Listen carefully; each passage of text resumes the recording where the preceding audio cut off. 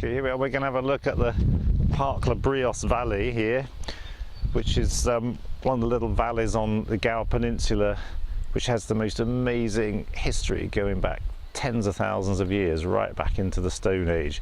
And we're going to have a look at a couple of sites that will tell us something about the long history of this place and the people that lived here.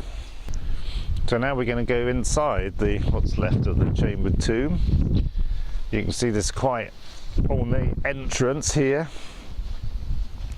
and then the bodies were inside this stone passage through this stone doorway, and all of this would have been buried under a big mound of earth when they'd finished burying the bodies. So come with me across the threshold into the afterlife.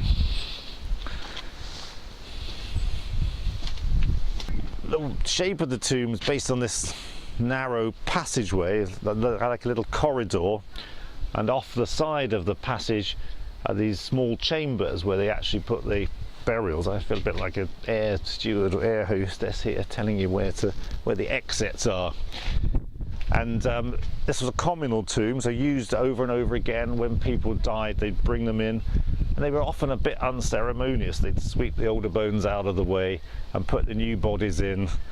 And archaeological studies suggest that actually they were often laid out for the flesh to be removed, perhaps by the birds or the wild animals, left out in the outside in all weathers until they're just a skeleton, and then put in to be buried.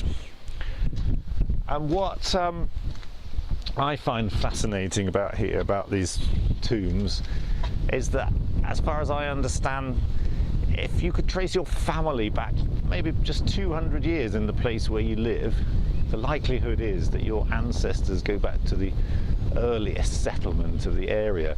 So if you live on Gower in the villages around here, and your family's been here for a couple of hundred years, chances are it'll be your ancestors here buried in this tomb. So now we're going to have a look in Cat Hole Cave.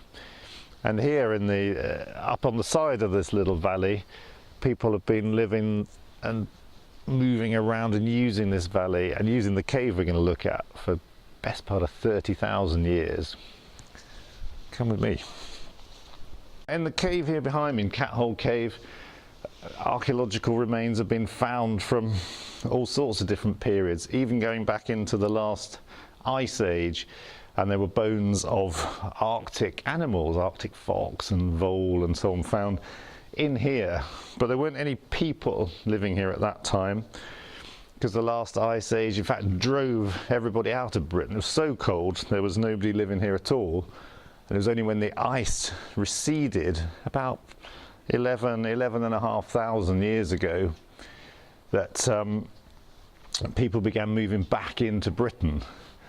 And they used this cave then in the kind of late Stone Age. There's been flint tools and things found that date back about 12,000 years.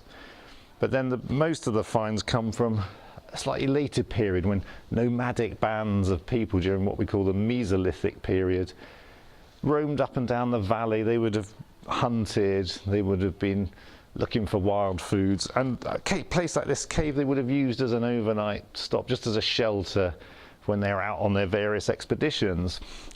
And I think sometimes looking for there's a couple of beer cans on the floor. I think people still use it for overnight parties, although they may not be out hunting and gathering quite the same way. So we've seen in just a few places that we've been to, you can see this valley is like a time machine taking us back through 30,000 years of history, of human activity going on here in this little corner of the Gower Peninsula. And that's just the wonder of archaeology, that we can delve backwards and backwards into time and find out what our ancestors were doing all those years ago.